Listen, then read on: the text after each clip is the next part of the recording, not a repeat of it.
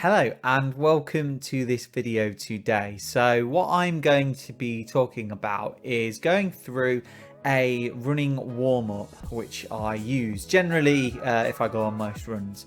Now a lot of people would argue that when you do kind of running tends to be kind of the first half kilometer can be that warm up, but specifically trying to prepare the body appropriately for the activity that you're looking to do is definitely an important element. So today what I'm going to do is I'm just going to show you an example of one of the 5-minute warm-ups that I tend to do.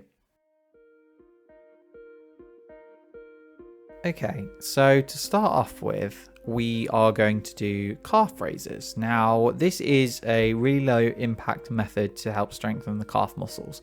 It can also help to improve the stability and balance, and this can be really important while running. And it is really important to engage these muscles as they do form kind of quite a big part of running and actually is overlooked slightly.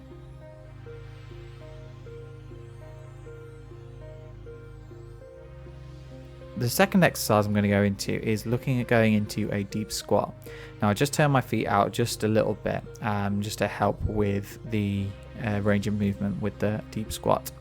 And that's what I'm looking for, full range of movement from the ankles and all the way up in alignment. And I'm just kind of moving from side to side to help engage around the hips and particularly increasing the activation of the glute muscles themselves.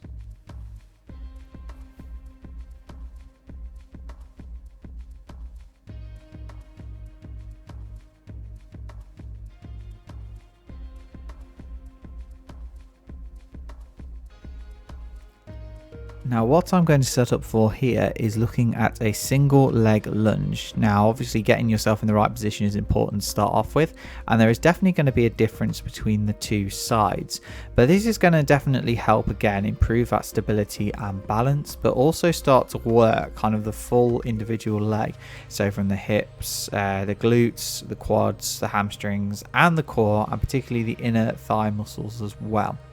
And it's important to sometimes individualize activities to help strengthen, because there are differences from your left to right, and it's important to try and help as best as we can to strengthen them as best as we can.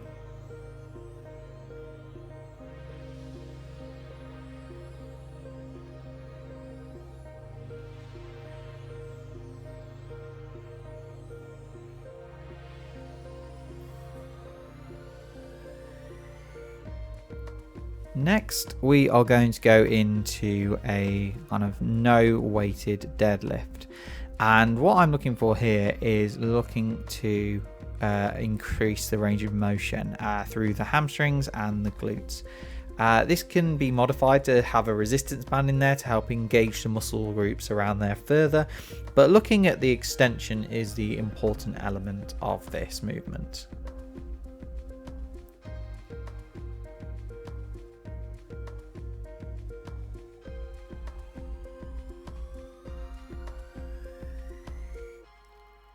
Next, what I'm going to do is I'm going to carry on with the lunges just in a slightly different way. So I'm not going to have my foot raised this time.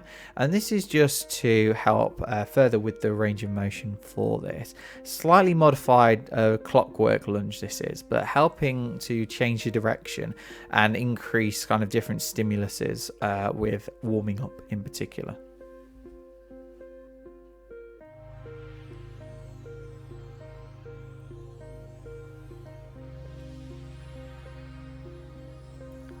Next, I'm going to be doing a modified windmill. Now, this is to help warm up the upper body a little bit, but also this can be really effective at engaging the core.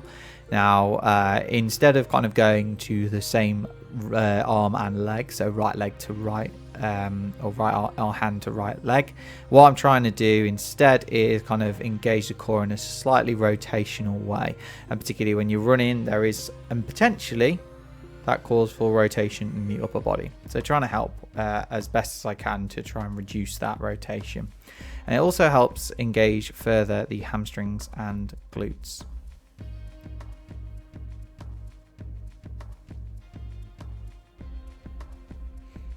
Next, I'm going to do some knee hugs. Now this can help to gently stretch the lower back and the glute muscles.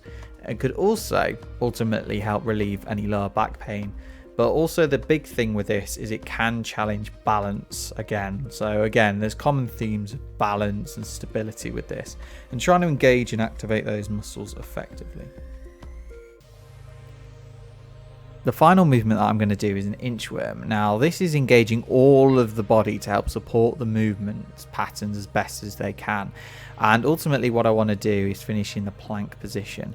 Modifications can be made to this help full body stretch, so I could go out a little bit further, but you can see how I reach at the top.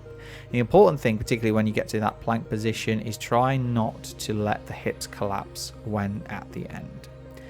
And those are all of my exercises that I'm going to do.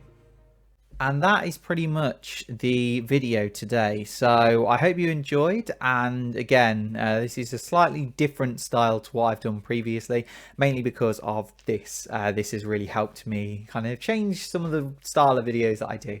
So hopefully you appreciate this, and there will be more videos to come. So take care of yourselves, stay safe, and look forward to the next video.